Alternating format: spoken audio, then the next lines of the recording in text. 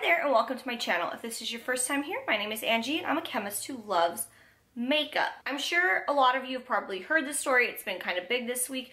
We're going to be talking about benzene being found in benzoyl peroxide products. I've had about a decade of experience in FDA regulated industries, so that's why I wanted to bring my perspective and weigh in on this. If you haven't heard about it, so this kind of blew up because Dermatology Times posted an article titled "Breaking News, Benzene Found in Various Acne Products. Valisure Files Petition with FDA to Recall Treatments." So this title is very alarming if you go through the article, which I will have linked down below. It uses a lot of like graphics and language to highlight that this company Valisure found high levels of benzene in these acne products that contain benzoyl peroxide. This listed quite a few brands. You have Proactive on here, Neutrogena's on there, Dr. Pimple Popper wasn't even safe in this. So this obviously sounds really scary when you first hear it. What is benzoyl peroxide? Benzoyl peroxide in the US is found in a lot of acne products, and the idea here is that the active ingredient in these acne products, benzoyl peroxide, is breaking down into benzene. And recently we've been seeing a lot of benzene being found in products. We saw this in sunscreen, dry shampoos. I had made videos about benzene being found in sunscreen and dry shampoos. At the time, I didn't know it was this company and didn't know this whole backstory behind the company. So now this is new information for me. And spoiler alert, but I'm kind of skeptical of their testing methods and their sampling methods. As I reveal why I'm skeptical, some of these points are going to be things that other creators have said, like Michelle from Muffin Beauty Science. I think Dr. Dre chimed in on this, but I have a little bit added things that hopefully you get something else out of. I do have things that I noticed that I want to talk about that I hadn't heard anybody else speak about yet. So I went through the petition and I definitely had some red flags that I saw. So Valisure submitted this petition to the FDA, and some of their demands were asking them to recall all benzoyl peroxide products, not even just the ones that they had found benzene in. They wanted them to develop guidelines for detecting benzene. That one seems pretty reasonable. And they also request that the FDA supports an increasing number of independent laboratories for this kind of testing. For me, that's kind of where I understood Valishure's motivation at this point. That for me verified why Valisure was getting involved in this in the first place, why they test these products, why they found all these. It makes sense because they have something to gain through this demand, because they would essentially become the authority on being an independent lab in their eyes. Valisure frames it as they're protecting the public, but really they also have a motivation behind this. But then later they say they're not bound to the FDA's regulations because they're outside of the manufacturing industry. They're saying they're not required to meet FDA requirements, yet they want to be the authority on testing? That seems kind of odd to me. So for me, the first thing that I decided to look at was their test method. How did they go about testing the benzene? Typically for pharmaceuticals, FDA provides guidelines on what to test. A lot of times what is the standard comes from what's called the USP, the United States Pharmacopoeia. The USP defines testing requirements for the active ingredient prior to it going into product, the other non-active ingredients that would go into these pharmaceutical products, and also the type of product itself. It also gives you the instructions for how to do this testing. And these are kind of regarded as the standard way to go about it. Even with following these instructions, the FDA still wants to see that you confirmed that you are able to perform this testing at your lab with this method. So in this petition, Valisure claims that they did use the FDA method that was on there and this method from the USP, but they modified it. And at that point, that's when I became very skeptical. They modified it with a different detection system, and they modified the way that they tested to make the testing time shorter. This is a red flag because you're essentially going off the book. If you don't stick to a recipe and it doesn't turn out exactly the same as the original recipe, that's why. And apparently the FDA actually felt the same. In a letter that I found, and I will link all these things down below, it showed that the FDA inspected Valisure from May 26 to July 6, 2021, which is quite a bit of time. And from my interpretation of this, it seems that they got a 483, which is not good. It's basically the FDA saying you have a ton of problems and we're gonna need you to address them. I think this letter that I found was the follow-up to the follow-up of the 483. So some of the concerns that the FDA had based on this letter were that they didn't show that their methods were accurate, they didn't show that their methods were only detecting for what they were looking for and not other things, and they did not show that it was reproducible. So could you get the same results?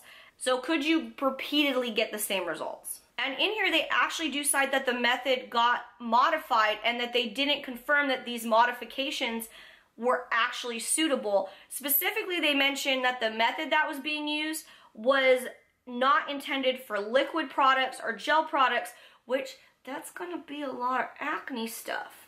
They also didn't have documentation to show that the equipment was suitable for this testing. This was also in 2021, so maybe Valisure has addressed a lot of these things, but I'm not so sure because they did claim that they're not bound to FDA regulations, so I'm kind of confused there. And this document also said that they were not able to show how they were able to maintain data integrity, meaning it didn't show that they have the controls in place that their data couldn't have been manipulated, which is a very big deal. And in this, it also says, you know, that Valisure says that they're ISO certified. That's a certification that a lot of companies get, and that is a good thing. But then in here, the FDA straight up says that doesn't really matter because you're not following current good manufacturing practices, and it doesn't even seem like you're following like the standards of the ISO. That one was kind of funny to me. Now let's go into the samples that they tested.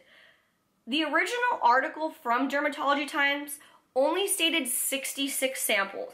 So that was a very brief article, and that's what kind of frustrates me about that article is it was so brief and it doesn't highlight the entire study that they did.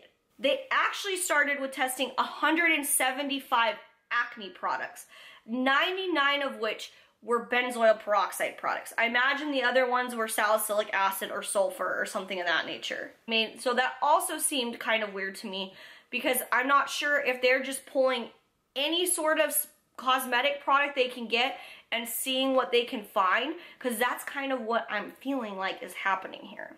And they acquired these samples by purchasing them themselves. So I don't know if they purchased multiple samples or they only purchased one. Based off of things I see later on, it seems like they only purchased one sample of each, which we'll get into why that's not great. But benzoyl peroxide in acne products is considered a drug, which means they are all gonna have to have an expiration date on them. So I have to wonder how close to expiration date these products are, if they were over expiration, because I didn't see that mentioned anywhere, that all these products were within expiration date. So 99 of the benzoyl peroxide acne products were tested as is, as they bought them. It's not cited in the article, but they claim that 94 out of the 99 contained benzene, and that a lot of them were over 2 ppm. They don't actually cite how many that is. They don't say most, they just say that many of them were. So we don't know if that's like 1 or 2, we don't know what that number is. And again, are these expired? Are they close to expiry? I don't know. So because they had found this, that led them to do further testing. So because they had done that, so because they found these, that led them to do stability testing. Again, I don't know if the tested products were the same ones that they initially tested or if they just performed stability studies on the same products. So in the industry, the reason why the stability studies are performed is so that way, over the course of the lifetime of the product, you can guarantee that the potency remains the same. You can guarantee that there's not excessive microbial growth, that it doesn't weirdly separate or anything like that. So that's why you would do this in the industry. Theirs is interesting. So they picked 3 temperatures to store these samples at. So one was 37 degrees, one was 50 degrees, and one was 70 degrees. The reason why they picked the 37 degrees is because they said that equated to body temperature. 50 they say is the standard, we'll get into that in a little bit, and then 70 is supposed to equate to the temperature of a hot car on the day. Also, by the way, these are all in Celsius. These are not in Fahrenheit, by the way, for all of my US friends, because we don't know the metric system very well. Them doing this, calling it like stability, it actually seems more what I would refer to as forced degradation, in which they are kind of forcing the product to have some benzene. The 70 degrees Celsius, they said some of the packaging was even like ballooning, to which that's a clear sign that your product is bad and you should not use it. So that was a big red flag for me.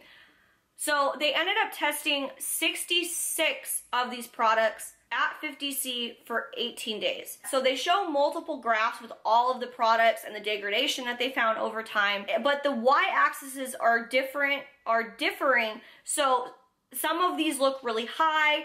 The ones that are low, they show on a smaller y-axis, so they still look big. It's not manipulating the data, but you're not showing which products are like safer. Essentially, you're only trying to show that they all have benzene, but not showing which one is worse than the other. And some of these that they're showing, it says it has 2,000 ppm benzene, which if that case, that's 0.2% of the product is now benzene that they're finding. In that case, the percent of benzoyl peroxide should have got tested, because if the product is only 2.5% benzoyl peroxide and that benzoyl peroxide has degraded into benzene, then honestly, the concentration of the benzoyl peroxide might be outside of the 90 to 110% range that drug products are required to be in. In here, they cite that 50 degrees C is the standard for stability testing for the industry. And as has been mentioned before, that is not correct. So the current ICH guidelines is 40C, and storing it at this temperature, it's actually 40C. So the actual guideline that's followed is ICH's guideline.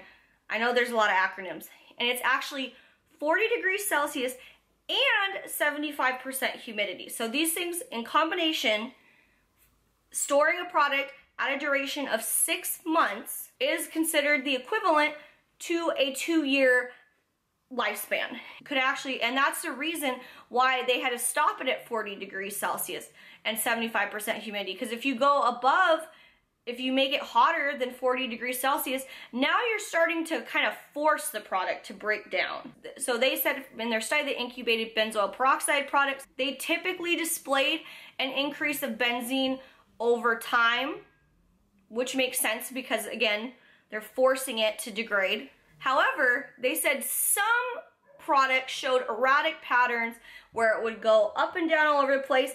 It would decrease over time.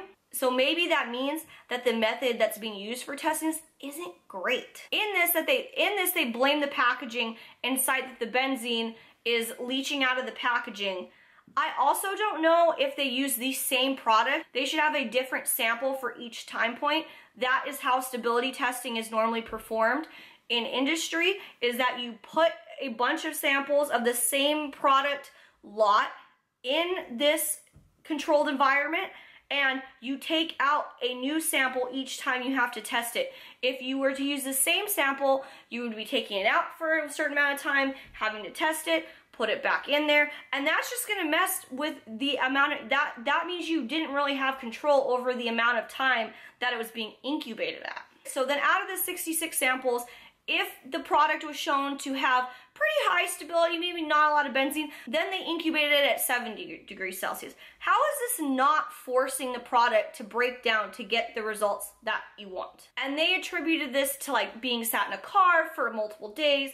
Again, Michelle got into this, but it wasn't practical. And it also didn't seem feasible to assume that someone's bathroom would also be at this temperature for this amount. Like, it doesn't seem feasible at all. So then this is where I think that they ended up using the same products, because they cited they didn't have enough product to sample from for 2 of the samples. It was the Glenmark and Sandone sample, so they actually had to buy new ones. So now you're not even using the same lot, which may have not been manufactured in the same way. So again, questionable. Then they incubated these samples at 14 days at 70 degrees Celsius, and they tested at day 0, day 10, and day 14, so 2 weeks. And the reason why this doesn't really represent how stability studies are performed by companies is, again, because you're gonna have multiple samples of each. And also, the packaging is unopened,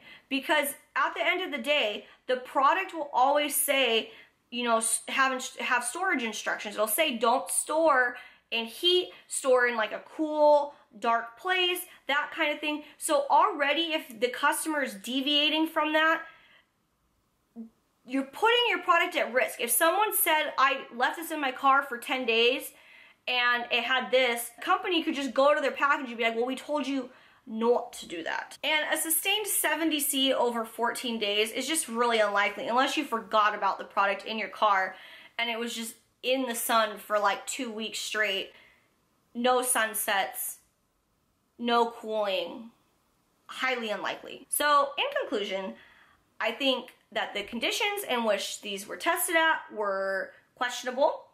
I personally don't really have a concern about benzoyl peroxide products and breaking down, but based on this negative press, the FDA might have to come out with something. Again, if this is the same company that did the sunscreen and did the dry shampoo, maybe the FDA is gonna have to just do something to appease the public. But because even then, Dermatology Times has put out 3 articles about this whole issue. One, which they interviewed the president of Valisure, so giving him more of a platform. The 3rd article they released on it was the comments made by the American Academy for Acne and Rosacea, something of that nature. So that was already out there. So none of it has brought into question the testing methods of this company.